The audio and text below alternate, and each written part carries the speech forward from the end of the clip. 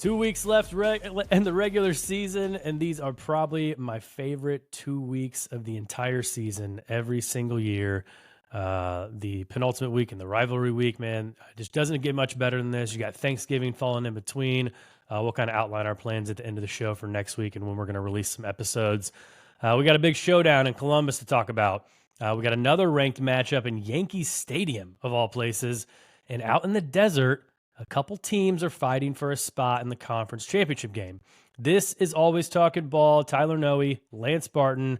Lance, let's just jump right into things. CFP rankings.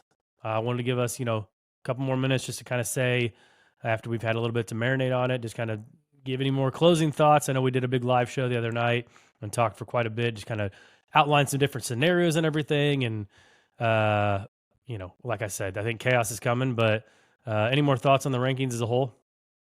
No, just that, obviously it seems like, again, the majority of the talk is all around the however many teams in the SEC against Indiana. If Indiana were to lose, Indiana versus everybody.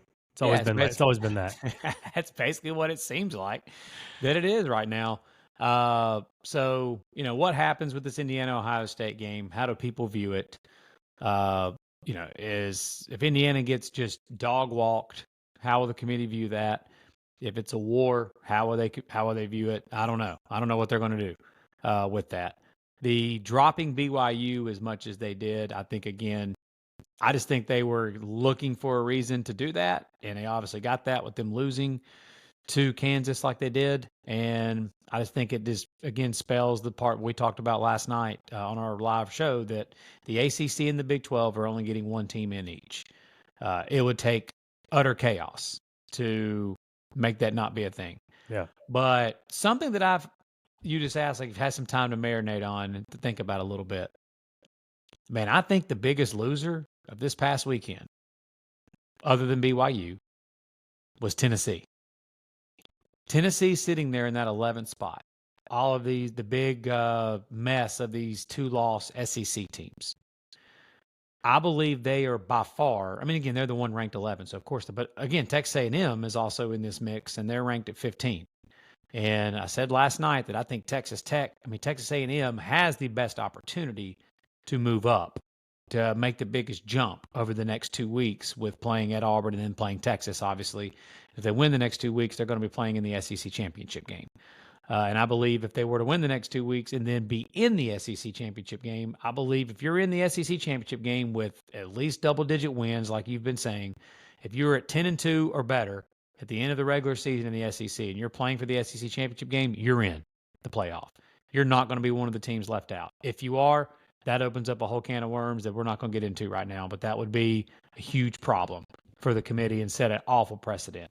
So if something like that happens, I think the team that would be left out would be Tennessee of the SEC. If there's going to be 6 2-loss teams or better, 2 losses or better at the end of the regular season, which teams get left out? Or if it's 5, I guess it would be 5. Because you'd have Alabama, Georgia, Ole Miss, Tennessee, Texas A&M. Somebody loses in that Texas A&M game, right? Well, Texas only has 1 loss right now. Right, but if they were to lose that game to Texas A&M, you'd be sitting there, and it would come down to Texas, Tennessee, or 1-loss Indiana. Mm-hmm. Is who it would come down to. Yeah, and I think Tennessee's very vulnerable right now, man. Fair or not, I just think that's where I think they are. I don't think that there's not a whole lot of movement up that they can do.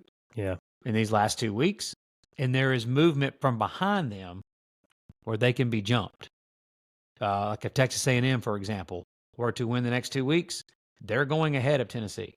So if you're a Tennessee fan, right now you need to be pulling hard for whoever Alabama's playing, whoever any of these other 2-loss SEC teams are playing, or 1-loss Texas is playing, but really the 2-loss SEC teams. You need to be pulling for them to get that 3rd loss.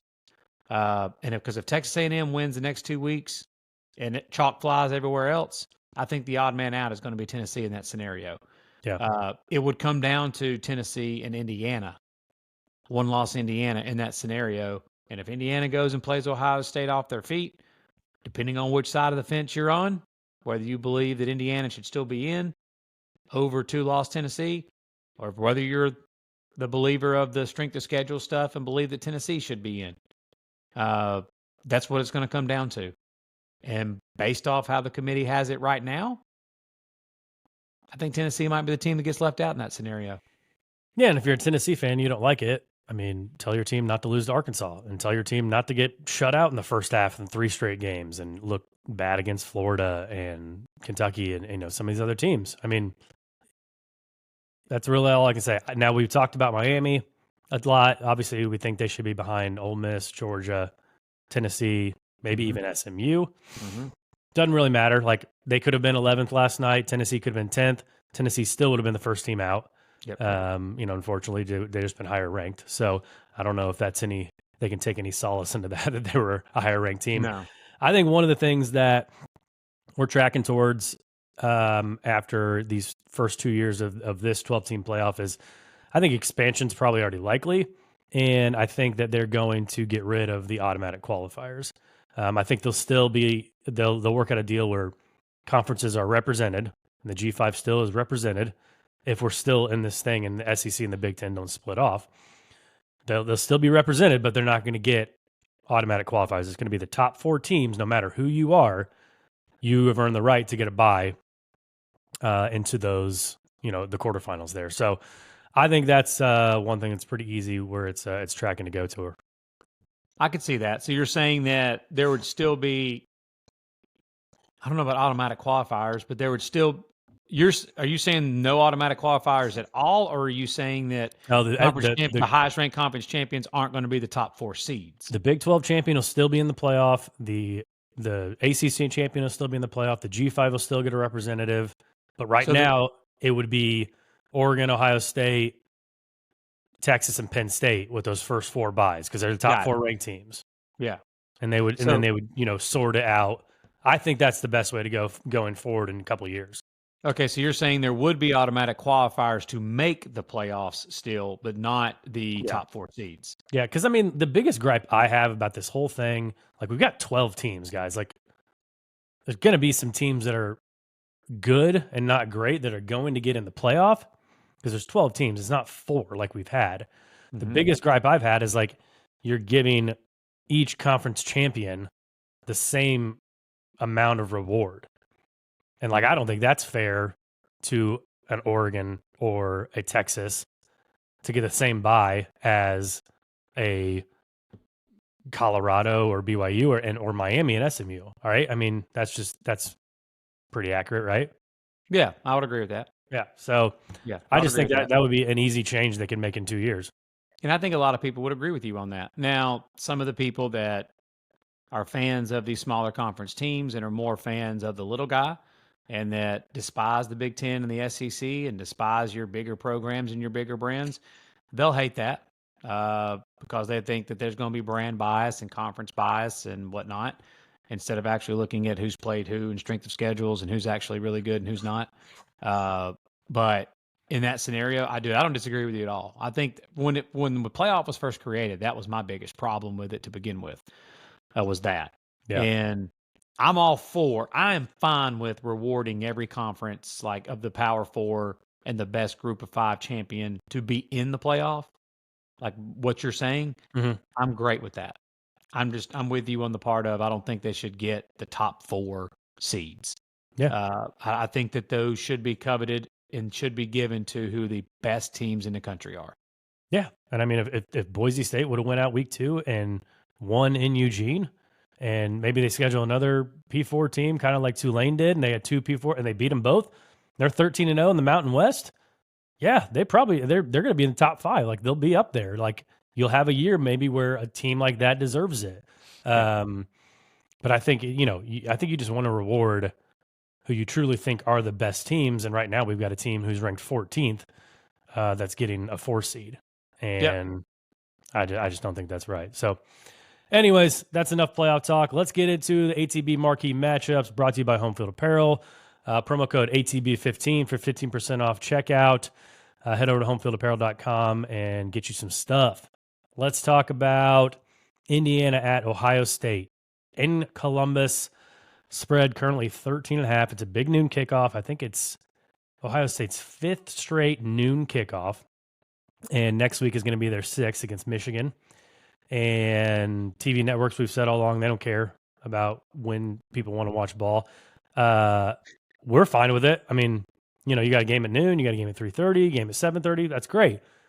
Ohio State fans are not happy about it because the kind of the game day experience of like maybe an all day, you get a night game at home. Like, people love that stuff. And so Ohio State's said, and this will be a point of discussion in the offseason with the Big Ten Commissioner's office. So, but to this game, a little history here between Indiana and Ohio State.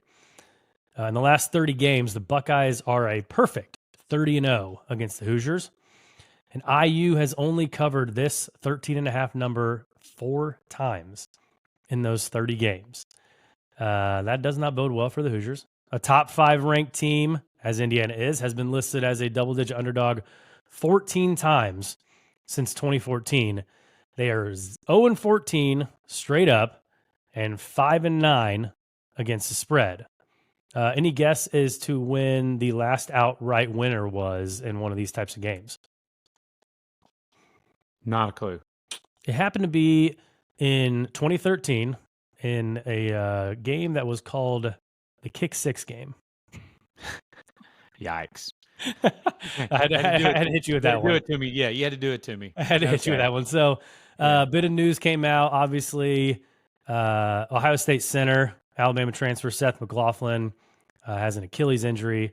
Looks like he's out for this game. Looks like he's out for the season. They've already lost Josh Simmons. They've already lost Zim Michalski. They are struggling on the offensive line. That doesn't help them in this game for sure.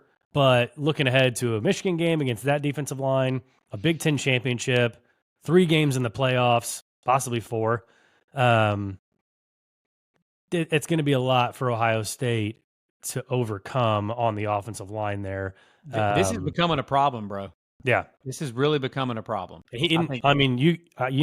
Alabama fans have their thoughts on Seth McLaughlin, but he was having a really, really good year at Ohio State. He was fine blocking at Alabama. He just couldn't snap the ball at Alabama. Yeah, which is pretty important for the center position. But yeah, I mean, you have a $20 million roster. You have all these great shiny pieces at your skill position group, and you have an awesome defense. But it's obvious they don't have a lot of depth along the offensive line. But again, in today's college football world, man, in the NIL transfer portal world, you don't have anymore just tons of depth, just people sitting there waiting their turn to play like you used to. You don't have 4 or 5 stars and 4 stars sitting there waiting their turn that's been there for 2 or 3 years. Those guys are transferring and going other places. Or teams are spending more money for the skill position players like a Quinshon Judkins or a Caleb Downs and things like that, or Seth McLaughlin from Alabama, like Ohio State did.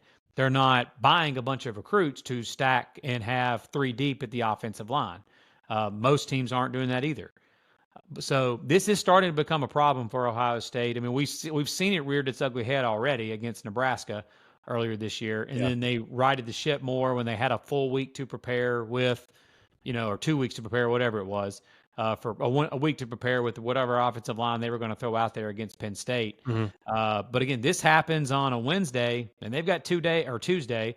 They've got 3 days now to prepare with whatever offensive line they're going to throw out there against Indiana.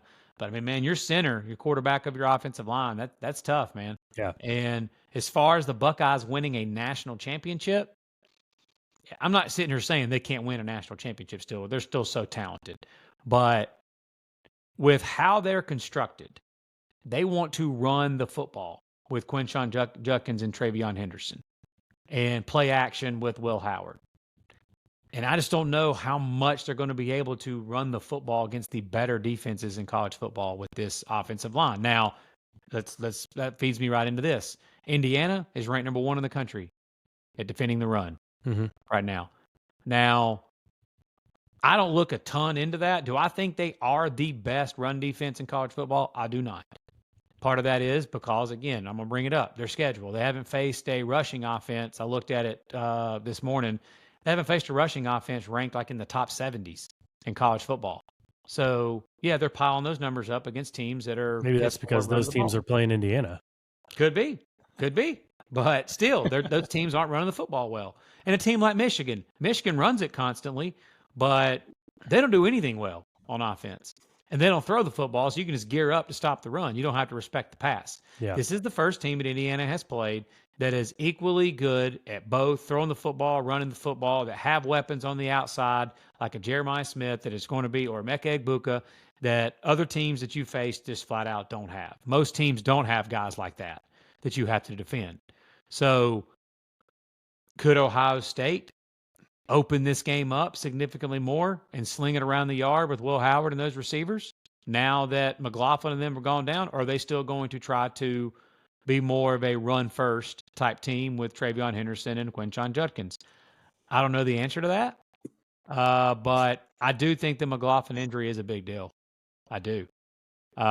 I think Ohio State, what do you think? Do you think Ohio State will try to still be balanced in this game, or do you think they try to open it up more in the passing game with Will Howard? I think they'll still try to run the ball for sure. I think they'll have some success in the passing game because I think that's where Indiana's a little susceptible. Now, D'Angelo Pond's out there, transfer from JMU. He's playing really good on the outside. But, I mean, again, the wide receivers that Ohio State has are legit, obviously. And they've got a wide receiver 3 that's probably the best wide receiver 3 in the country in Carnell Tate. And then wide receiver 4, Brandon Ennis. I mean, it's just a bounty. Tight bounty ends of riches, man. Like, they're spoiled out there. Yeah, I'm throwing the football, man, if I'm the Buckeyes. I'm throwing the football. I'm throwing to set up the run game. I'm not running to set up the pass game in this one if I'm the Buckeyes. And I think they do trust Will Howard, as they should. He's been very efficient and has played really well all year long. He hasn't been making the back-breaking plays. I know he had that play at the end of the Oregon game, but still, all year long, Will Howard has been very efficient and has taken care of the ball, and I think they should trust him. Because, like you said, D'Angelo Pons, I mean, really good corner, man. Nobody's told this guy that. I mean, I heard Greg McElroy say the other day that D'Angelo Pons is like 5'9", but nobody's told him he's 5'9". Mm-hmm. But also, he hasn't faced the type of receivers he's going to face this week. Yeah. But I could see Ohio State opening this up a little more. Instead of it being what Ohio State wants to be, which is 60-40 run pass, I think you could see it more 60-40 pass run, unless they get up and get a lead and they just run the football and play defense. It also depends on, too, how does Ohio State's defense? How do they defend Curtis Rourke and this Shanahan, Cignetti offense that has been so good all year? Now, that is something that is completely different. What I said a minute ago about how Indiana's rush defense, they haven't faced any rush offense that's worth the dang. Yeah. So I don't put a ton of stock into the fact that Indiana is number 1 in the country against the run. I do put a ton of stock in the fact that Indiana's offense is one of the top scoring offenses and total offenses and passing offenses in all of college football, because they have faced some defenses in the Big Ten that are solid. Yeah, there are some now they're not Ohio State, but they're still solid defenses. Michigan State is a solid defense, and they go on the road and scored 47 points unanswered on the road in East Lansing. Nebraska is a solid defense, and they scored 50-something points against Nebraska. I mean, I don't need to keep going down the list. Yeah. There are teams. Washington is solid defensively. They're not some great defense, but they're solid. Yeah. And they handle Washington fine with a backup quarterback. So, dude, that is the matchup I'm interested to see. Can this Buckeye defense, who you and I are very high on, I think when push comes to shove, they're one of the 2 or 3 best defenses in all of college football.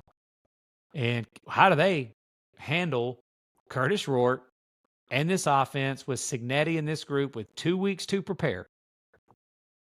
Because Indiana's got some dudes on the outside at receiver. They've also got 3 or 4 really talented receivers and a couple of solid backs. And Curtis Rourke has been extremely accurate and efficient and has ran this offense to perfection. If Indiana can hold up against that Ohio State defensive line, I do think Indiana can have some success on offense, and a good bit of it. Yeah, I was going to say, if you look at Ohio State, who they played, the best offense they played by far is Oregon. Yep. And Dylan Gabriel lit them up. I mean, they not only lit them up in what's most important about that, they lit them up in the explosive pass game. Yep. There were multiple big plays in that game with, I don't know his first name, Burke, the corner Burke for Ohio State. Burke. Denzel Burke, yeah, he got torched. Yeah. In that game against Oregon. So yeah, like just like any other big game, whoever doesn't turn the football over, doesn't make mistakes, and can hit some explosives in the passing game, has the best chance to win. And I do think Indiana has an opportunity to hit some explosives in the passing game in this game. Yeah, Elijah Surratt and Omar Cooper are the deep threats, and you got Miles Price and Miles Cross kind of like your mid-range threats. And I just don't know if Indiana's. I mean, it remains to be seen how well they're going to be able to run the ball. That's the thing I worried about them all season in games that I've watched of them, who they played. I think I remember first seeing it in the UCLA game back in week 3 or 4. Yeah, I just thought, they weren't running the ball, especially well. Yeah. Now, they got two really good running backs, Justice Ellison and Tyson Lawton. And when they ran it against Nebraska, who has a really solid defensive front, and those guys, they tore them up. So again, I think IU's another team that wants to set up the run with the pass.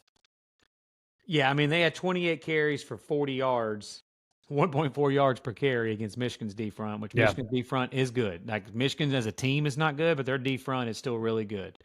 But you're right. That is somewhere where I'm not sure they're going to be able to live. I can imagine. I think Cignetti and Shanahan, offensive coordinator for Indiana, they know what their strengths are. They know their strengths are on the outside at receiver. They know that Curtis Rourke, the best chance they're going to have to win this game is to hit some explosives in the passing game. Like those just stealing yards in the downfield passing game, hitting shot plays. And I think that they've got a chance to do that if they can give Curtis Rourke time. Yeah. Because he's not your dual threat type. He's your pocket passer guy. Gabriel can at least move a little bit. But again, Gabriel was beating Ohio State from inside the pocket in the downfield passing game. So I think that is the key for Indiana on offense. I think if Indiana can play mistake-free, not have multiple turnovers, they can hang in this game. Okay. And obviously, the bye week helps them, I think. Yeah. Again, two weeks to prepare, getting healthier. Ohio State on their fifth straight game. Mm-hmm. We've seen other games like Oregon last week. Again, big difference between fifth straight and eighth straight. But Oregon played a team that they're significantly better than. And Wisconsin, Whiskey was off a bye. Oregon, eighth straight game. That you saw what that looked like. We saw like multiple situations like that this year where teams were playing like the scheduling imbalance. Again, it's coming into play. Indiana off a bye, probably needed it because they played I played a bigger game like Michigan against a bigger brand like that. Take 2 weeks after that, get ready for this game. If you believe in Kirk Cignetti and this coaching staff and Shanahan, the offensive coordinator, which you should believe in them. I do think they can help make a difference in this game with 2 weeks to prepare. Yeah. And I'm going to do it, man. I'm making it a best bet. You gave it out last night. Yep. On our live show, and I'm going to join you. I'm buying the 0.5 point, though. I'm fine with doing that. I've always have been at key numbers. It is currently sitting at Indiana plus 13.5, minus 110. I'm taking Indiana at plus 14 at minus 120 is what I'm taking it at. I think Indiana can play with the Buckeyes in this game. Okay. I think Ohio State wins the game, but it's within 14 points. That's what I think happens. I could see this being like a, 31 to 20, 31, 24 type of game is how I see this one going. Yeah. And that's what I'm going with. There you go. Two best bets, Indiana plus 13.5 and Indiana plus 14. Ole Miss at Florida. Florida is now 3-0 straight up against the spread in their last 3 home games in the Swamp. They haven't done that since 2019. They've got, you pointed this out, they've got an absolute awesome tandem back there in the backfield with DJ Lagway and Jaden Ball, both freshmen. True freshmen.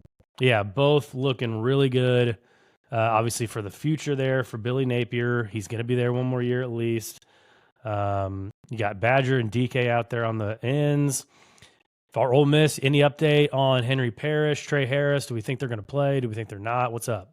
Everything I'm seeing, Trey Harris is going. He's he's back this week, which is before he got injured. He was the leading wide receiver in the country and the number 1 receiver listed for NFL draft boards, and rightfully so. So he's back. And I don't know about Henry Parrish, but that's okay because, again, this is all about matchup. DJ Lagway has not faced a pass rush like he's going to face this week. This Florida offensive line has not faced a pass rush like they're going to face this week. Ole Miss, number 1 in the country in sacks and tackles for a loss. I've backed them multiple times this year, and they just live in the backfield. It's unbelievable. And they're also really good against the run. They're just really good defensively. Yeah. Where their biggest weakness is overall in the secondary. So if you can keep them away from your quarterback and give him time, there's some yards to be had down the field against this Ole Miss defense. That's the problem. People can't. There's just too many from Ole Miss that are coming at you. I mean, they've got 5 or 6, including from the linebacker position, inside pressure with Walter Nolan, outside pressure from both defensive ends, multiple linebackers that can rush the passer as well. They've got one corner who's arguably one of the best corners in the country who transferred in from Alabama, and Trey Amos. A lot of people have talked about how he might be first-team All-SEC corner this year for how well he's played at Ole Miss this year. So I just don't think that Lagway has seen what he's going to see yet overall from this defense. And matchup-wise, again, Ole Miss is number 2 in the country in explosive plays, 20 yards of plays of 20 yards or more. Florida's 125th in the country giving that up. You know Ole Miss, especially now with Trey Harris back, they're going to push the ball down the field. They're going to take shots. And when Texas played Florida, I know that Florida's third-string quarterback played, so I don't care what Florida did on offense. But on defense, Texas had a significant amount of plays that went a lot of yak, a lot of yards after the catch, a lot of 20-plus yard explosive plays. I think that is very similar to what you'll see in this game, but Jackson Dart can at least run the ball, too, from the quarterback position. So Florida's defensive line got a lot of pressure on LSU last game, surprisingly, because Florida defensive line-wise this year has not been a team that really gets after the quarterback a ton, and they did. I think they had like 6 sacks against LSU. And we all know Nussmeier's a statue. He's a pocket-passing quarterback. That's what he is. That's not what Jackson Dart is. Yeah. And I don't believe Lane Kiffin is going to allow Dart to just stand back there and be a statue and get hit. Also, too, Ole Miss coming off a bye. And you want to talk about scheduling imbalance. Ole Miss is off a bye, okay? Florida just played Georgia, Texas, and LSU back to back to back. And now they're playing Ole Miss. Yep. I think that wears and tears on them. I do think Billy Napier and Florida are absolutely heading in the right direction. I love the young players that they've got that you've already mentioned in Lagway and Jaden Ball, some of the receivers that they're going to have coming back next year.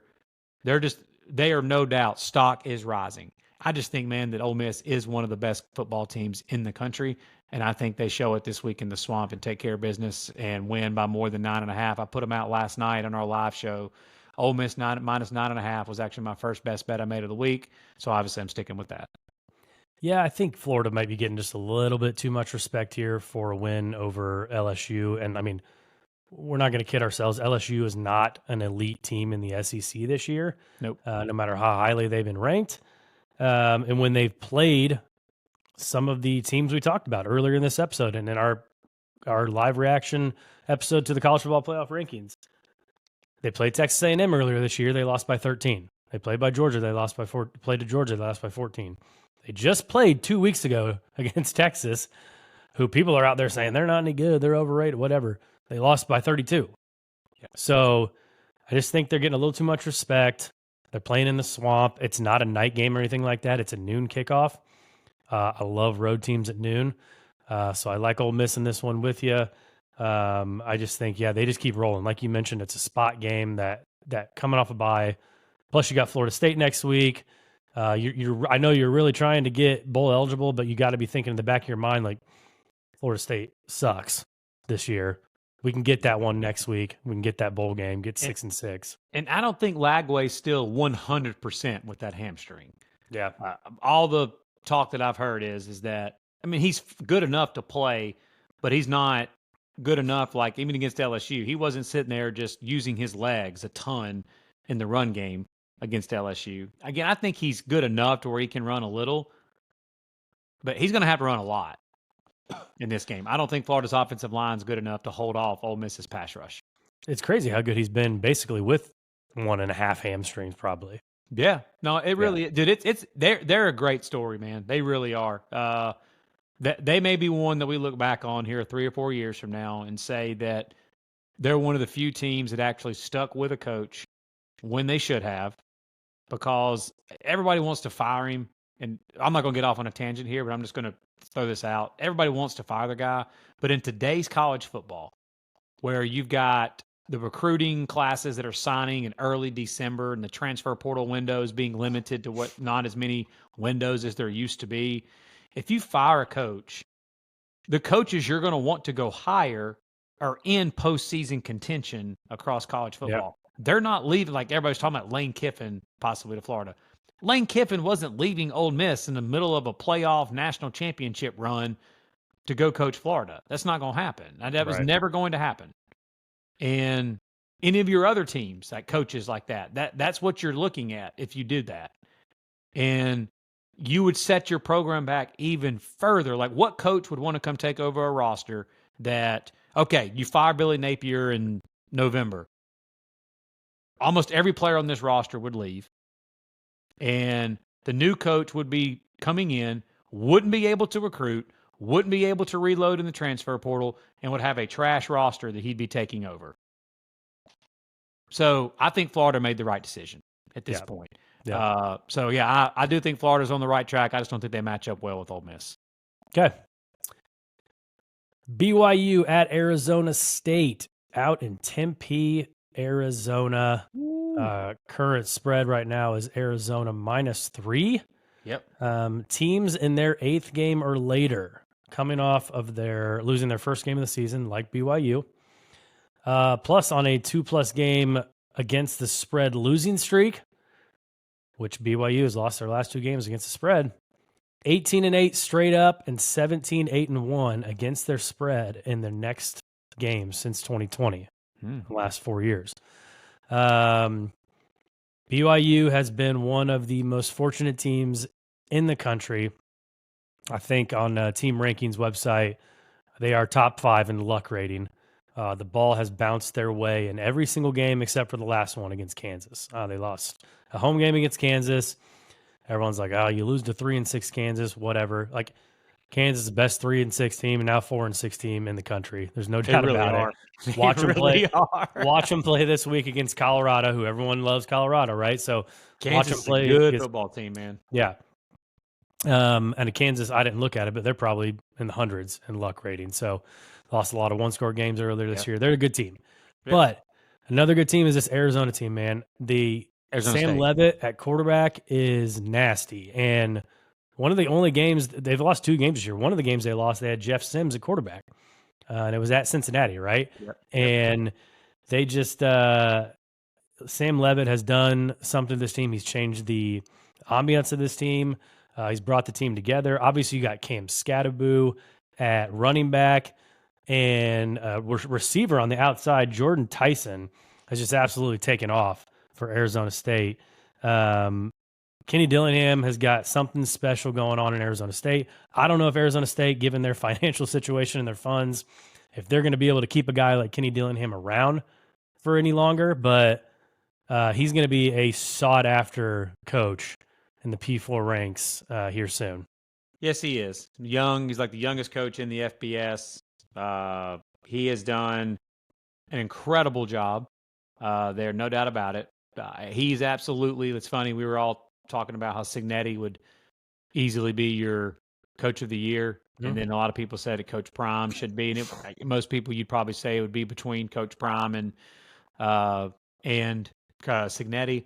I said, absolutely, Kenny Dillingham's name should be very much so in that same mix, along with Kalani Sitake. How are people going to freak out when Cignetti beats Dion for National Coach of the Year, and then Dion finishes third in the Big 12 Coach of the Year rankings? No kidding. That's a good point. Yeah, he for real, because like as great as, honestly, man, I'm not taking anything away from any of them. I would be okay with any of these four coaches that we just named: Cignetti, Prime, Kenny Dillingham, and Kalani Sitake. I'd be okay with any of those four. But BYU and Arizona State were, I think they were probably preseason projected lower than Colorado, right? Yeah, Arizona State's season win total was set at 4.5, and BYU's was set at 5.5. Yeah. So just incredible. And I also think Kenny Dillingham did an incredible job of hiring Marcus Arroyo as his offensive coordinator. I talked about that earlier in the year when Arizona State first started winning games. Arroyo had been at multiple stops like Oregon. He was the OC at Oregon under Mario Cristobal, and Cristobal was at Oregon. And he's been in a few other places too and done a great job. And he's doing a great job paired with Dillingham, who's an offensive mind, with QB Sam Levitt. The job that Sam Levitt has done, that's another one.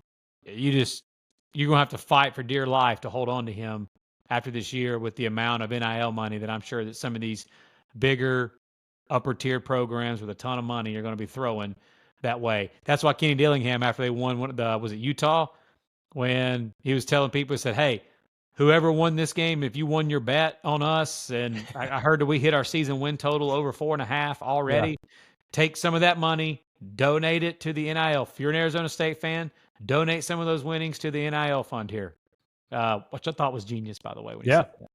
But as far as this matchup is concerned, dude, it's hard for me to go against Arizona State, man, in the desert. In this spot, it just is. Like as great as the story as BYU has been and as fortunate as they've been, the story of Arizona State is very much as equal, if not better, to that story.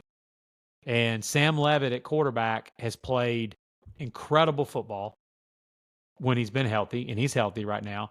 Scatabo is not. It doesn't seem like he is as healthy, but if you've watched Arizona State play at all, that guy is a freaking warrior at running back.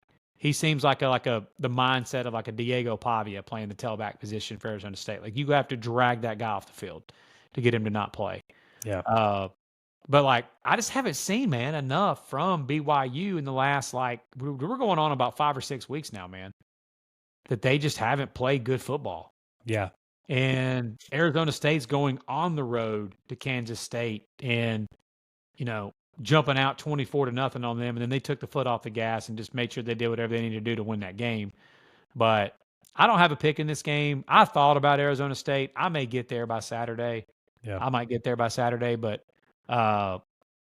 if I have to give out a pick right here, right now, which I will, we ain't scared to do that, I would take Arizona State to win this game in the desert, but I'm not giving out a best bet or anything on it at the moment.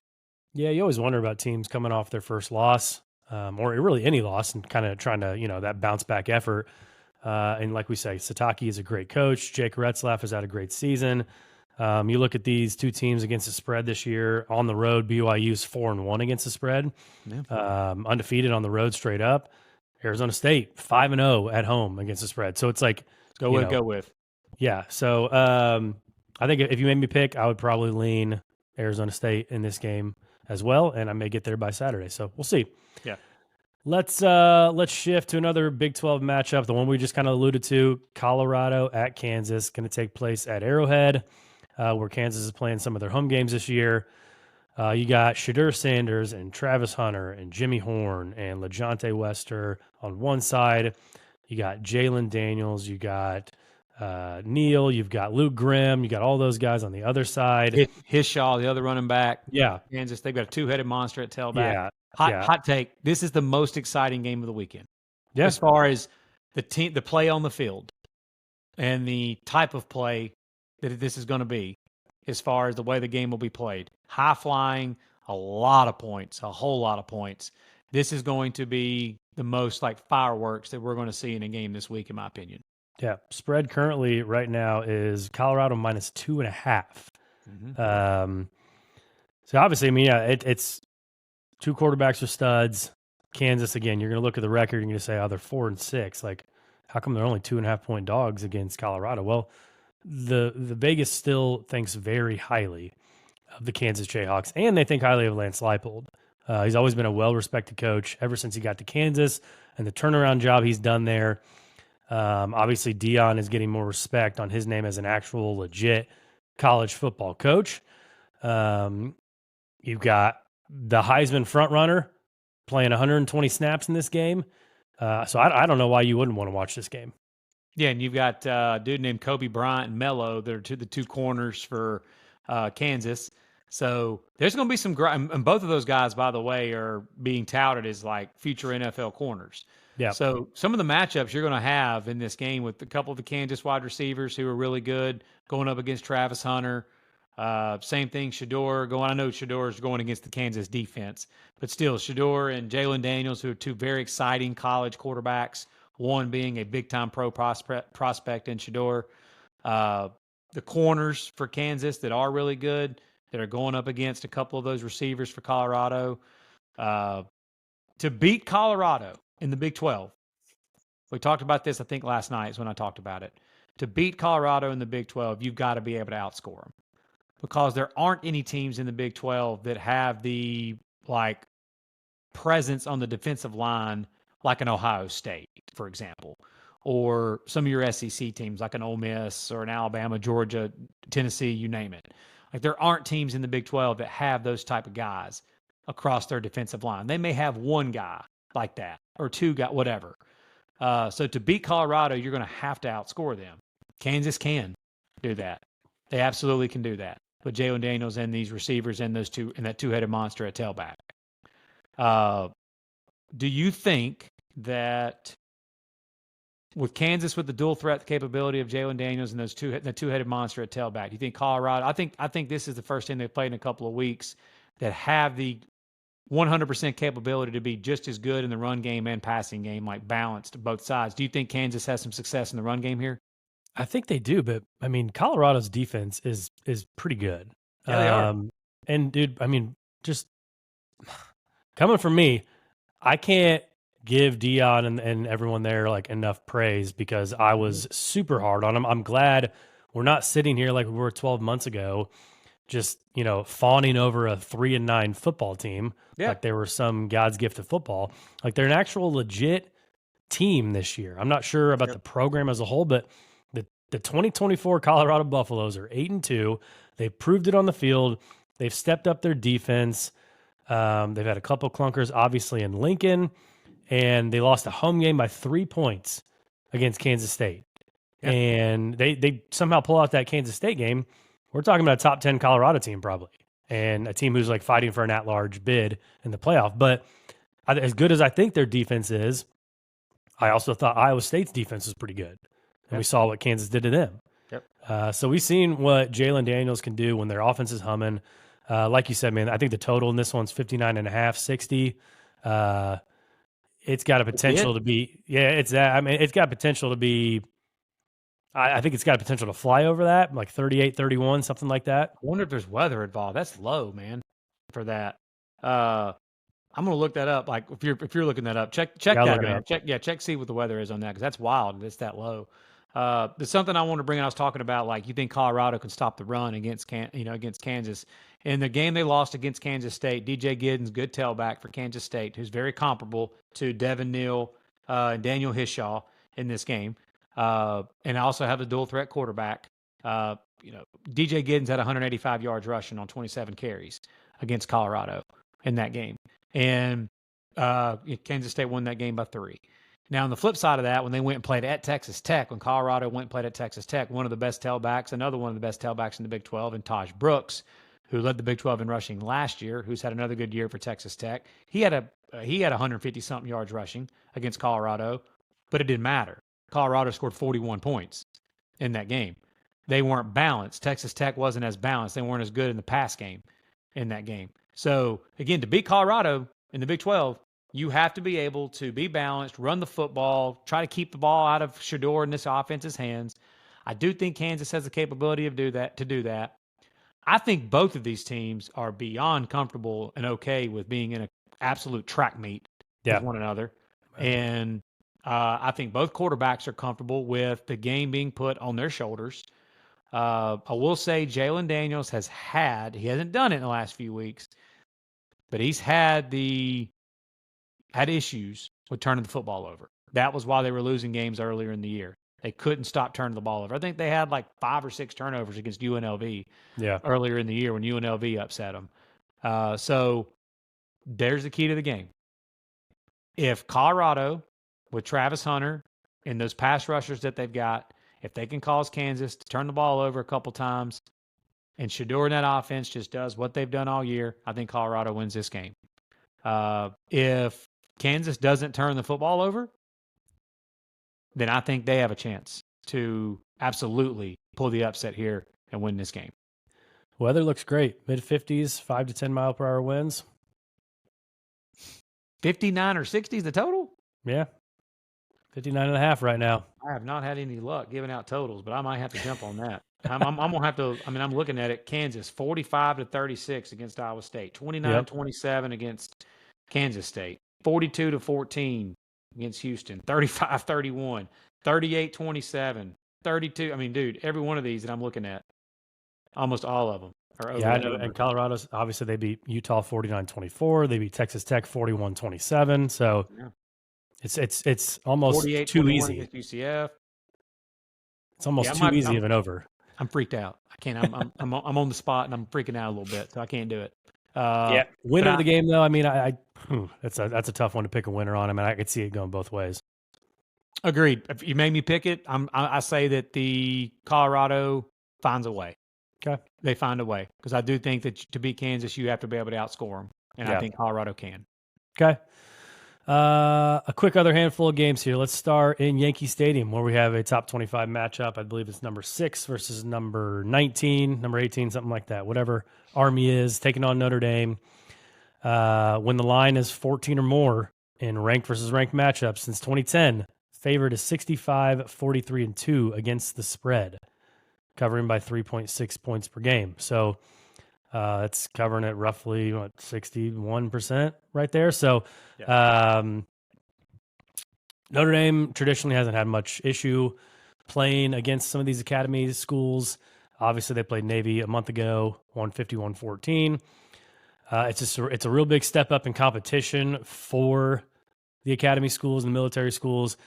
I don't think Army is going to absolutely freak out the first 3 drives and turn the ball over like Navy did. I got a little bit more respect for Army than that. I think Bryson Daly is a heck of a quarterback. Obviously, their leading passer, but he's their leading rusher as well. And Army's defense is pretty good. It's obviously going to get tested. Notre Dame on first drives of the game this year their script has been ridiculous. It seems like every time I'm watching them, I turn them on, and they're right down the field, and Riley Leonard's usually running in a touchdown. And for all the crap that they got in the first 2 weeks, maybe 3 weeks of the season, where that offense just wasn't clicking, didn't seem right. I mean, he's still not throwing the ball down the field a ton. He does have 12 touchdowns passing, but his legs, when he's healthy, like last year when he was at Duke and he got injured, I think he got injured in that Notre Dame game, and that was probably 7th, 8th game of the season. Like Duke was their offense was really good with Elko there and Leonard when Leonard's legs were healthy and when he was running the ball. And so when he has that extra, gear that he can go to for Notre Dame, obviously that changes Denbrock's offense. They don't need a lot out of the receivers. They got Jaden Greathouse, they got Bo Collins, Mitchell Evans at tight end. The running backs, I think they're going to run the ball very well Saturday night with Jeremiah Love and Jadarian Price. Obviously, Riley Leonard will be mixed in there. Notre Dame's had a ton of injuries. I know Howard Cross was out last game, preseason All-American, but it remains to be seen whether or not he'll play this game. Typically, obviously before they kind of cut down on some of the cut blocking, you'd play Army and Notre Dame or Army and Navy, and they would just cut block the crap out of you with that triple option offense. And by the end of the game, your knees were just shot. And the very next game, you'd worry about it, And so obviously they got USC coming up next week. But this is a Shamrock Series game for Notre Dame. They got the new uniforms they're going to break out. Love them or hate them, doesn't really matter. Usually people hate them. But favored by 14.5 right now. I took them at 14. I usually don't bet Notre Dame games, but when I see something in a clear advantage, which I think they have on Saturday night, I'm going to take the Irish. Yeah, I'm just going to keep it short and sweet here. I just think Notre Dame on the line of scrimmage is going to be too much for Army. I think that 4 quarters, Notre Dame leaning on them on both sides of the ball on the line of scrimmage is going to be too much. I think Notre Dame is disciplined enough on defense to be able to deal with this Army offense and some of the gun option stuff that Army's doing that is unique to the normal, just traditional triple option that they used to run all the time. And like you said, from the quarterback run position and Jeremiah Love running the football, I just think they can lean, man, on this Army defense. I think they can do what, it's almost like what Tulane was doing last week to Navy. Yeah. Tulane was the one that was keeping the ball away from Navy and was having long, sustained drives, able to run the football, throw the football, whatever they really wanted to do. And they were keeping the ball away from Navy and forced Navy to play from behind, which they couldn't do. And the athlete differential on the line of scrimmage on both sides of the ball was just pretty ridiculous. Mm-hmm. Same thing Notre Dame did to Navy. Now, like you said, I don't expect Army to turn the ball over 1,000 times like Navy did, but I think it's very similar. I just think there's just a difference in athlete on the line of scrimmage, running the football. I think it's going to force Army to have to play from behind, which I don't think they can do. So, yeah, I haven't made a bet yet, but this may be another one where I just buy the half point and take Notre Dame minus 14 and get it off that 14 and a hook. I just hate the hooks on some of these games, which way I'm going. But I do think Notre Dame wins this game. Yep. Number 7, Alabama is going to play their final road game against SEC newcomer Oklahoma. Since 2001, Oklahoma has been home underdogs 3 times. 0-3 straight up and against the spread in all 3 of them. 2 of them become this year. Yeah. So they don't get home dogs a lot. I think this is the biggest home dog since 96. When they played 96 Nebraska, like those Tom Osborne Nebraska teams, they were actually like 35-point home dogs. And they lost, I believe it was like 73-21 or something. Like to Tom Osborne, Nebraska? Yeah, Tommy Frazier and those old guys. Timers, man, they like to talk about some of the best teams in college football, and they always bring up the Tom Osborne Nebraska teams. Every time I hear them brought up, it's usually a stat like that where it's just like, good Lord, how much better were they than everybody else? They might have been better. I mean, they're just one of the overlooked teams. I mean, they were 94, 96, and 97 for national championships or something like that. But they were on quite a tear there. But this game, Alabama, Oklahoma, 13.5-point favorites for the Tide. What are your thoughts? I mean, as a fan, the fan in me, of course, you're like this too sometimes. I get caught up in the part of like, golly, all this playoff talk and all this other stuff. Like, just worry about playing who you've got on your schedule and quit worrying about all that other stuff. On the road against an Oklahoma team that is trying to get bowl eligible. It's their last home game. They've got a bunch of seniors on this team, that are proud guys that have stuck around. Do they want to try to go out and away or whatever at home at night in Norman? If Alabama plays well, if they just play their game and play well, they shouldn't have any problem here. I think Alabama's defense can control this game and Oklahoma has been so awful all year long offensively. Granted, they have looked a little bit better in their last couple of games after they changed offensive coordinators and went back to Jackson Arnold. They have looked a little bit better. His legs, his ability to run the ball in the run game from the quarterback position worries me a little bit as far as him extending plays and, your 3rd and 5s and 3rd and 6s and plays that normally are sacks. They turn into first downs. Same thing that Jalen Milroe does to other teams. As long as Alabama just plays well defensively, don't do that stupid crap that they do sometimes on the road where you look up and they've got 14 penalties and 8 false starts and they're constantly in 2nd and long and 3rd and long.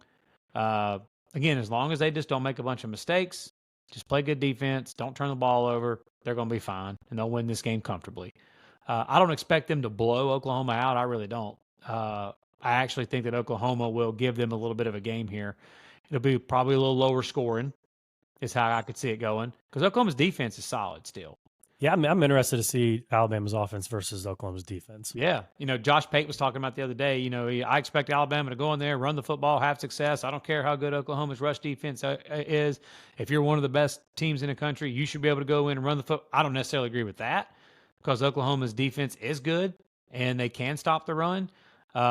But I agree with you. I do think Oklahoma's defense is really good, so I'm interested to see what's Alabama's offensive game plan here. Do they stick with the running the football first, being a run first, power run team? Do they stick with that? They should. Well, some would say they found themselves in the run game. So and they did. They did. Yeah. I mean, it's still a road night game atmosphere. Yeah. I believe this is probably. Is this Oklahoma's last home game, or do they play LSU at home next week? This is their last home game. Okay, so I mean, senior night or whatever, I don't put too much stock in senior nights or senior days anymore, but still a road atmosphere. I mean, this is one, the Oklahoma fans have been looking forward to for a long time, getting Alabama in there. So we'll see if the atmosphere, rattles them. But I mean, even if it's for a quarter or so, like I expect Jalen Milroe to win this game with his legs. That's really all it is to it. Yeah, and dude, Alabama's defense the last 4 or 5 games has forced a ton of turnovers. Yep, a ton of turnovers. And if there's one thing Jackson Arnold does well, it's turn the ball over. Exactly. So I think Alabama's defense is what's going to be the difference here. It would not shock me at all to see Oklahoma's defense give Alabama's offense trouble. Yeah, that's why I think the line is honestly pegged about exactly where I think this game ends up. I could see this being around a 14-point game when it's all said and done. Okay. Penn State going on the road at Minnesota. We've been talking about this game for a couple weeks. Line's currently 11.5 right now in favor of, obviously, Penn State. Got Drew Allert, quarterback. Got, obviously, the running backs, Nick Singleton and Katron Allen. Got Tyler Warren, do-it-all, jack-of-all-trades guy at tight end. Still huge question marks at the wide receiver position for Penn State. On the other side of the ball, Minnesota's got a wide receiver in Daniel Jackson that would hands down be the wide receiver number 1 for Penn State 100%. If he played for them. Yep. They've got Darius Taylor, who can run the ball really well. And Max Brosmer has quietly had a really good season transferring over to the FBS level. And I just think you look at Minnesota's record. I mean, they had that tough game against Michigan, lost a question mark last week against Rutgers. They've had a couple games to where, like, in that North Carolina game at the beginning of the year, again, those opening Thursday nights just killed Minnesota. And you're thinking, like, man, this team really they had a decent chance to be 7-3, 8-2 right now. Yeah. They're stuck there at 6-4, but that they're looking forward to this one. PJ Fleck is, no matter what you think of PJ Fleck, he is a very good motivator, and he can motivate the guys to come out and play well. It's going to be cold up there in Minneapolis. Penn State doesn't care about that. They play in State College, not a big deal. But I just think home environment, rowing the boat, man. I think it's going to be dangerous. It's a dangerous spot for Penn State. I agree 100%. I think Minnesota's defense can keep them in this game. Not very high on Minnesota's offense, even though Max Brosmer's played well. And like you said, Darius Taylor, solid tailback. They got two solid tailbacks and a good. So they've got good players at the skill position group. They're a veteran offensive line. They're a veteran bunch on defense. Like everybody going into this year, man, was just their win total was at 5.5, and I took Minnesota over 5.5 wins, and they've already cashed that. And what I talked about is that The reasoning for I took that was, if you look at PJ Fleck's career back at Western Michigan and his time at Minnesota, last year, them not playing well was the outlier of his career. Just about every year, they're a team that wins somewhere between that 8-9, wins. And they've had a couple years they've won double digit games. It's like people just forgot about that. And this Minnesota team's not a bad football team. And I think Penn State's a good football team. Like I said, we've got them ranked lower than what the committee has, but that doesn't necessarily mean that I think Penn State's a bad football team. I just think that Minnesota in this spot can play with Penn State. I think that both teams are going to have a tough time scoring. And so when I think it's going to be a lower scoring type game, defensive slugfest, I like the underdog in that spot, especially when they're getting double digits. I mean, it was up around 13 or so a couple of days ago, and now it's down to where it's at now, which is what I'm about to give out. I'm going to take a shot at Minnesota as a best bet. I'm going to take Minnesota plus 11.5 is where the line is at right now. And I think Penn State will find a way to win this game, but I don't think it'll be easy. I think it'll be one of those that they are just thrilled to get out of Minneapolis with a win, and they escape Minneapolis with the win. But I think the Minnesota covers the 11.5. I think it's because the Minnesota defense keeps them in this game. And I think Max Brosmer and some of those weapons you mentioned on offense for Minnesota can make enough plays on offense to keep them within the number. Yeah, I like Minnesota in this one as well. Might be a little bit of, wanting to see Penn State out of the college football playoff. A little bit of that in me. Our boy Matt Saras ain't going to like that. I know. I just, everybody knows our thoughts on Penn State. If you followed our show and you've seen our rankings every week, we're not too high on them. So everything will play out. It'll be as it was supposed to be. So let's head down to the Plains, where Texas A&M is going on the road, number 15 team in the country, taking on Auburn. 2.5 point spread in this one in favor of the Aggies. Jordan-Hare Stadium has not been friendly to Auburn lately. They are 4-8 straight up in their last 12 games overall there at home. And as a home dog, 1-10 straight up since the start of the 2018 season, and that was a win over Alabama in 2019. The only positive they can really take, though, is that Hugh Freeze has somehow figured out how to cover as a home dog. He's 11-5 against the spread in his career as a home dog, 2-1 against the spread with Auburn. Still 0-3 straight up, though. Has not won a game at Auburn as a home dog. So it's kind of a prove it game. Texas A&M, like, you want to prove you belong in conversation for the college football playoff. You march into Auburn, as multiple teams have done this year, and you come out with a victory. Yeah, this one's at night. And like, I was going back and checking, because obviously I got a lot of friends that are big Auburn fans. And I went back and checked, and in the last couple of years, Auburn's only had 2 conference night games and since 2022. And one of those was at home against Texas A&M at the end of the 2022 year, with that game where Cadillac was the interim coach, and everybody was wondering why, like, whatever they were, like a 4-win team at the time, why that stadium was what it was. And if you know anything about Auburn, same thing this Saturday night, that place will be a zoo. Doesn't matter how many wins they have, the fans show out and show up for this team. And they are thrilled to finally have another night game, because their second night game that I was alluding to, they haven't had a night game against an SEC opponent since the middle of last year, when they hosted Lane Kiffin and Ole Miss, when Hugh Freeze got his old squad Ole Miss, when Ole Miss came to town, ranked about 13th in the country, about what like A&M is right now. And the game was 28-21, Ole Miss win. Yeah. So I could see it being extremely similar to that. Nothing would surprise me in this game. For those that think that it would shock you if Auburn wins this game, you don't know Auburn at night and the juju that can happen there. I know the numbers that you just gave out, and I don't disagree with them.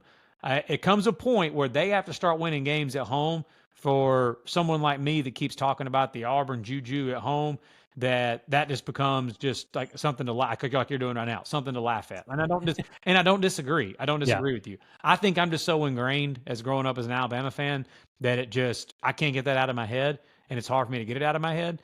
But this Auburn team, by the metrics, like their offensive numbers and defensive numbers, tell you that they're a better football team than what their record shows. And if Auburn doesn't turn the football over like they have done so many times and so many backbreaking turnovers in some of these other games, then they can absolutely win this game against Texas A&M. Where I think A&M has a huge advantage in this spot is that A&M's defensive front is nasty. They're very good along the defensive line. And I'm just not sure the RPO that Hugh Freeze runs against this defensive line, because what blows up on RPO is penetration in the backfield. And A&M can do that. And so I don't know that Jarquez Hunter and this Auburn offense can just take advantage of what they want to do offensively against this A&M defense. Yards can be had downfield in the passing game against this A&M defense in the secondary. But again, I don't know that Auburn can exploit that. I don't know that Auburn's offensive line is good enough to block A&M enough for 4 quarters to give Auburn enough time to be able to throw the football. I don't necessarily think it's a great matchup personally for Auburn in this game. It wouldn't shock me to see Auburn win, not one bit.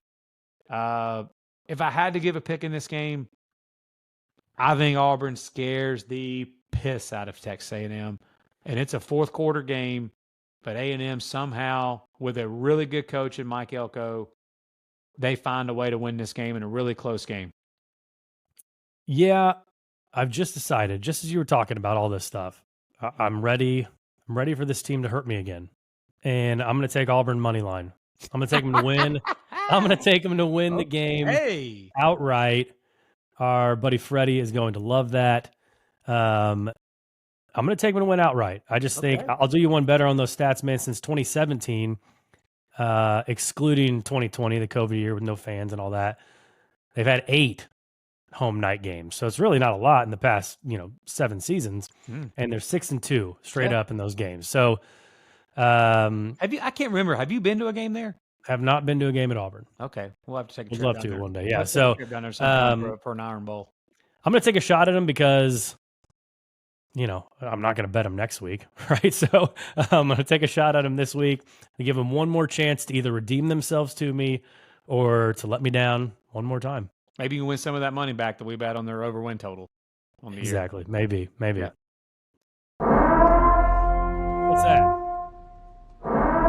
Is it time? Is it upset alert time? It's upset alert time, baby. We are going to give out a couple upset picks here. We have probably hit 6 or 7 weeks in a row. Don't gloss over this, bro. I'll give us our flowers here. 6 weeks in a row. Tyler or I, it's usually been him. I finally nailed one last week with Rutgers beating Maryland straight up at Maryland as a 6.5-point dog, 6-point dog. But 6 weeks in a row, one of these picks that we've given out have not only covered, but have won straight up. And we've had multiple that have actually covered. And not just, they didn't win straight up, but they covered. But we have somehow nailed one of these every single week. And so as soon as I'm giving us our flowers, we're going to lose this week. But still, whatever. I have confidence in us, man. I'll let you go first. Yeah, mine's, I'm going to put USC on upset alert. 4.5-point favorites over UCLA. And it's a crosstown rivalry. Beautiful, beautiful uniform matchup. I was say best uniform matchup of the weekend for sure. We honestly should get more of these. BYU and Utah did it a little bit ago. Florida and Georgia used to do it every once in a while on the cocktail party. Just color on color matchup. The garnet and gold, the baby blue and the gold, man. Like, it just looks so nice. And it's going to be in the Rose Bowl this year. I think fans will be there because obviously it's in LA. And what better are you going to do in LA in late November, the week before Thanksgiving? So might as well go watch, a couple of 500 teams play some ball. And I think that USC has been rough on the road this year. Deshaun Foster has really turned the UCLA Bruins around, even though they lost last time out against Washington. They played well. They get an extra day off because that game was on a Friday night. They don't have to battle. I mean, it's probably still going to take USC 2 hours to get across town, right, to get to the Rose Bowl. So don't have to battle the traffic or anything like that. Of course, the Rose Bowl is not on UCLA's campus, so they're still going to have to drive there. But yeah, I just think UCLA has a really good shot to win this game outright. Could you imagine, dude? the talk. I mean, the talk's already so bad up with Lincoln Riley. How much worse it would get if they lose this game to UCLA. Yeah, And obviously Lincoln Riley's making $11 million a year, yeah, and Deshaun Foster is making about $3 million. yeah, And he were to come in the first year and beat Lincoln Riley straight up. Indiana. And yeah, Indiana and Lynn. And you got USC. I mean, they're 5-5. They've got to win this game because they got Notre Dame next week. Yep. They're very much likelier to win this game to get to a bowl. If you beat Lincoln Riley this week and he's got to go beat Notre Dame to make a bowl game, obviously this gets UCLA to 5 wins. It keeps them in bowl contention. I think everything's fallen in favor of the Bruins here. Could you see? I'm honest because I believe that he doesn't. You think Lincoln Riley cares that much about making a bowl at 6 wins? He doesn't seem like the type of guy that really just gives a rat's ass about that. He'd probably rather just get on with the offseason, sign a recruiting class, get to the transfer portal, like all that stuff. Like just focus on that. Agreed. Yeah. I was just curious if you thought the same about that with me. Yeah. I'm putting the team that's here in my backyard on upset alert. Heartbreaking loss for Mizzou last weekend in Columbia, South Carolina. Just unbelievable that they blew that game at the end like that after they took the lead with like less than a minute to go, basically. And South Carolina drives straight down the field and scores at the very end of the game on the shovel pass to beat Missouri and end any chances that, like, I know Drink was still preaching. I'm assuming he was probably preaching the same thing to his team, that if we went out, we've got a chance to be in the playoffs, even though we all knew that was probably not the case. But still, that team probably did believe that from their coach. Now that's over with. And now they got to go on the road again. Back-to-back road games, and they're going to sleepy Stark Vegas. Those cowbells are going to wake them up. Yes. To Starkville, Mississippi. I don't know how much Mizzou is just caring about going to Starkville, Mississippi this weekend. But I can tell you, the boys of Mississippi State will be fired up to try to get their first SEC win of the year. And this is their best chance to do just that. And ever since Mississippi State injured their way into a better quarterback situation, they have played some teams better. They've also gotten blasted, of course, by a couple teams as well. But I think Mississippi State can play with Missouri. They're getting 8 points. And I think that Mississippi State can win the game straight up. I definitely think they've got a great shot to cover here in this spot. So I'm putting Missouri as an 8-point favorite on upset alert and thinking that Mississippi State can win this game straight up. Again, another spot game. Missouri, 7th straight game. Like you said, 2nd straight road game. Mississippi State coming off a bye from last week. So yep. And Jeff Lebby. Levy's done a decent job with this roster that's just been depleted, and he's got 2 weeks to prepare. Yep. That's not an easy offense to prepare for. Yep. All right, let's get to best bets. Since we did our live college football playoff reaction show, I gave out some bets on there at the end of the episode if you guys were paying attention. If not, you missed that. I've got 5 I gave out on there, and I've got one more to add. Western Kentucky against Liberty. I took Western Kentucky on the money line to go into Williams Stadium, into Lynchburg, beat the Flames. The Flames they haven't been right this year, haven't looked good. Just don't have much faith in them to do much of anything right now. West Virginia +3 at home against UCF. Low 40s for the weather. Central Knights won't like that, being from Florida. And I think West Virginia is due for a good performance in front of the home fans. Notre Dame -14. We talked about that earlier in the episode. I think they roll Army this Saturday night. And I took Diego Pavia and the boys. The Doors in Death Valley at night. I'm not scared of Death Valley at night anymore. Alabama has just pretty much ruined that for me. So thanks a lot, Tide. And I just think that Diego Pavia and the Doors are 6-1 against the spread as underdogs. We took them last time when they played South Carolina. South Carolina proved to just be more than they could handle. They got a bye week. Pavia was probably, they had played a gauntlet. They had played Alabama. They had played Texas. They had some big teams. They played Auburn, right? Get an extra week off. Bring in LSU, who's just reeling right now. There would be nothing sweeter than to see LSU lose a night game against Vanderbilt and for Brian Kelly to truly be on the hot seat as Notre Dame just waltzes its way into the college football playoff. So that would be nice. And then I mentioned earlier, we took IU plus 13.5 against Ohio State. And I just added Auburn to win straight up against Texas A&M.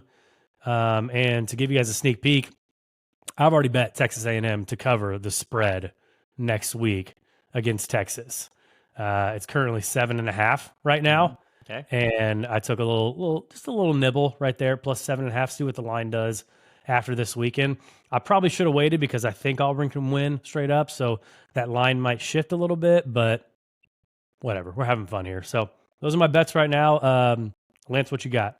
All right, so last night I gave out Ole Miss minus 9.5 at Florida. Talked about the game earlier. I just think Ole Miss is a bad matchup for the Gators. Ole Miss in the explosive passing game and pass rush against DJ Lagway. I think they can get more pressure on Lagway. And I just think, Ole Miss is one of the better teams in the country right now. And so I took Ole Miss minus 9.5 last night. And I also gave out Virginia Tech minus 3 last night on our episode when they're on the road at Duke. I think the Hokies getting a little healthier right now. I think you're getting some value there. They've had some tough losses this year. I know Duke has played above their heads and has played better football than a lot of people thought, Manny Diaz and the Blue Devils. But I think Virginia Tech gets it done, minus 3 on the road at Duke. I gave out earlier in the episode here today when we were talking about these games, I gave out Minnesota plus 11.5 at home against Penn State. I think the Golden Gophers defense can keep them in that game. I think they can make enough plays on offense to keep them within the number. I think Penn State gets the game, wins the game, but I think Minnesota can get within that 11.5. And then I gave out Indiana. The line is 13.5 right now, but buying the half a point and taking Indiana minus 120 odds at plus 14 against the Buckeyes. I just think Indiana's offense can score enough to keep them in this game. I think Ohio State's issues across the offensive line with Seth McLaughlin, the center, going down that's just, it's awful luck for the Buckeyes, but I think that's going to be a problem for them. It's going to be a problem going forward against the best teams that they play. And so I think Ohio State wins the game, but I think Indiana can get within the number at 14 points. And I think that's all I'm going to go with right now. Some other games I'm looking at. I'm calling it my last stand. Matt Rule's last stand for me. That's what I'm calling it. Last home game, trying to get to bowl eligibility. Wisconsin's heartbreaker against Oregon. Dana Holgerson's now had a few weeks to really work with this group on offensive coordinator. I just think somehow Nebraska gets it done at home this week against Wisconsin, but I haven't bet it yet because I'm tired of betting Nebraska and losing. But I may get there with them. Yeah. I'm also looking at TCU minus, I think they're minus 11.5 right now at home against Arizona. I was telling Tyler earlier, this was a game I was kind of looking at. And the main reason why TCU's played solid ball in the Big 12 this year, and they can score. There is no problem with TCU's offense. And Arizona, the only two teams they've beaten in Big 12 play, Arizona's defense is awful. They're terrible. The only two wins they have are against the two worst offensive teams by far in the Big 12, which is Houston and Utah. And every team that Arizona has played that has a solid offense, they've gotten lit all the way up. And I just think TCU is going to be able to do that this week as well at home in Fort Worth against Arizona. Arizona State minus 3 is another one I'm looking at. It's probably not going to get back to 14, but if Notre Dame gets back to 14, I may take a shot at Notre Dame at 14. And two other ones, Mississippi State plus 8 just gave them out as an upset alert, thinking they could win the game straight up. So why would I not take a shot at them at plus 8? Yep. So I might do that. And then the last one, very off the radar game, North Texas. North Texas is at home against East Carolina. East Carolina has fired their coach. North Texas is minus 3 at home in Denton. North Texas, their last 4 ball games have played Tulane, Memphis, UTSA, and Army. Literally the 4 best teams in that conference is who they played. So as my dad, Doug Barton, used to always say, North Texas is looking for somebody's ass to whip. And ECU, East Carolina, and the Pirates without a head coach might just be a perfect recipe for that. So I might dip into the old G5 and take me a little North Texas -3. That's all Nice. I've got. Sounds good, man. Yeah, check us out on Saturday mornings on X. We release all of our picks on there.